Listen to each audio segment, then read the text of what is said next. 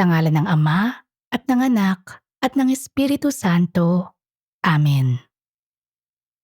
Ama naming nasa langit, salamat po sa mga ipinagkaloob ninyo sa aking mga anak na ipinagkatiwala mo sa aking mapagmahal na pag-aaruga.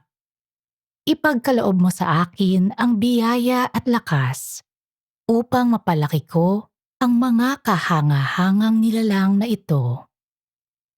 Bilang nag-iisang magulang, ikaw lamang ang aking kasama at banal na katuwang sa kanilang wastong pagpapalaki.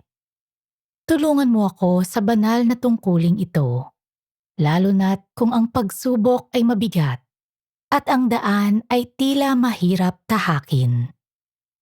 Bigyan mo ako ng lakas ng loob at ganap na pagtitiwala na ikaw ang gagawa ng paraan sa anumang suliraning aming haharapin.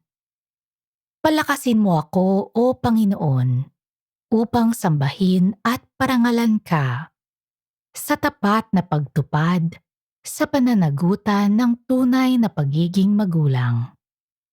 Ipaunawa mo sa akin na kami ay mga katiwala lamang ng aming mga anak na may sariling tadhana ayon sa iyong kalooban.